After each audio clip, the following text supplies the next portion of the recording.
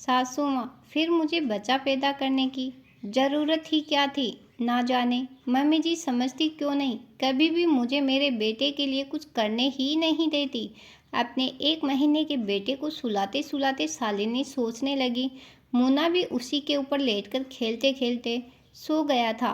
आज जब अपने बच्चे के साथ उसके मस्ती भरे पलों को जीने का वक्त आया था तो सासू माँ के व्यवहार ने उसका दिल बुझा दिया। सोते सोते मुन्ने का हाथ शालिनी के दिल पर रखा।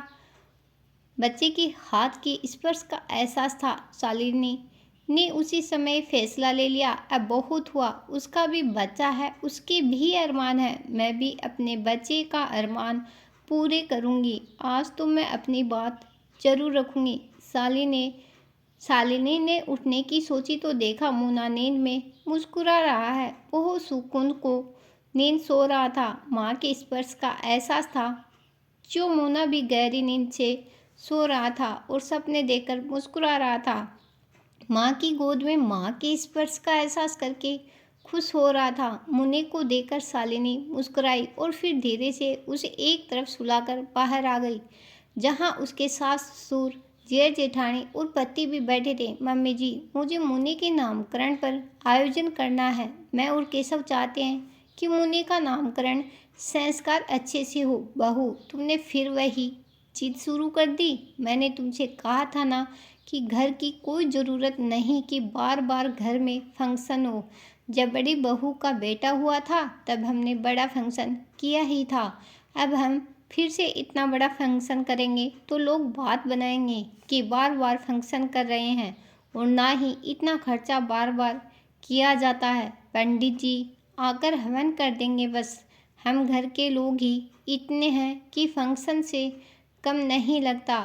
मम्मी जी, जब जेठानी जी के बेटे का फंक्शन हुआ उस समय मैं और मेरा मुन्ना यहाँ नहीं थे, और जेठानी जी के बेटे के फंक्शन से मेरे बेटे के फंक्शन का क्या मतलब है? बहू, तुम भूल रही हो कि दोनों बच्चे एक ही घर के हैं। ये मेरा तुम्हारा क्या लगा रखा है तुमने? फंक्शन करने वाले तब भी हम ही थे और अब भी हम ही हैं। मम्मी जी, आप बार बार जेठानी जी के बेटे को बीच में क्यों लाती है? भले ही दोनों आपके पोते हैं, लेकिन हमारा तो यही बच्चा है ना।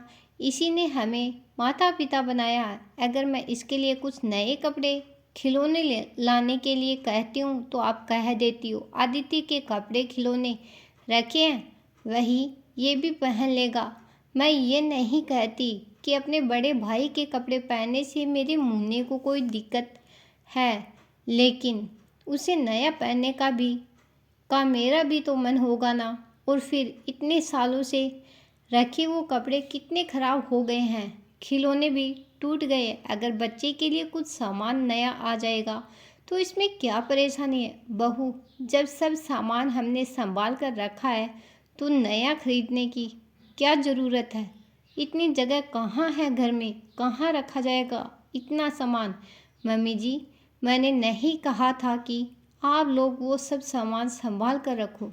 अगर सब कुछ आपको जेठानी जी के बच्चे के लिए ही करना था तो हमें अपना बच्चा पैदा करने की क्या ज़रूरत थी? एक बच्चा घर में था तो से ही, क्या ज़रूरत दूसरे बच्चे की? आपने कहा बच्चा पूरे घर का है, मेरा या जेठानी जी का नहीं। तो ठीक है, जेठानी जी के बच्चा मुझे भी माँ और केशव को पापा कह लेता। बेकार मैंने 9 महीने उसे अपने कोख में रखा और इतने दर्द सहे। समझौता करते करते थक गई हूँ मैं।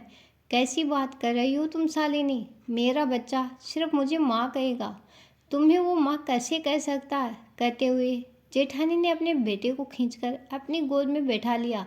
वैसे ही जेठानी जी, जैसे आपके बच्चे के नामकरण संस्कार में मेरे बच्चे का भी नामकरण हो गया, आपके बच्चे के कपड़े मेरे बच्चे के हो गए, वैसे ही वो मुझे भी माँ ही कहेगा। शालिनी की बात सुनकर सब चुप हो गए, किसी के पास बोलने को नहीं था। मम्मी, शालिनी बिल्कुल सही कह रही है। भैया भाभी का बेटा हुआ उस समय हम सबने खूब शौक से और खुश होकर उसका नामकरण संस्कार किया। अब मेरे बच्चे की बारी आई तो क्यों सब पीछे हट रहे हैं? अगर आपको ऐसे ही दिक्कत है तो ठीक है, फिर अपने बच्चे के लिए जो कुछ करना है वो मैं कर लूँगा, मुझे किसी की ज़रूरत नहीं। शालिनी के तर्क से केशव के अंदर भी बोलने की हिम्मत आ गई थी। अब तो सासू माँ कुछ बोल ही नहीं सकती थी। अब फंक्शन करने के लिए उनकी इजाज़त नहीं लेनी थी, केवल उन्हें बताना था कि नामकरण संस्कार कब होगा। शालिनी ने भी मुन्नी के कपड़ों में से पुराने कपड़े अलग कर दिए। बहुत दिन हो गए उसे पुराने कपड़े पहनते हुए। अब एक माँ का दिल बोल ही उठा था। अगर ये कहानी आपको पसंद आई हो तो लाइक शेयर एंड सब्सक्राइब जरूर करें। धन्यवाद।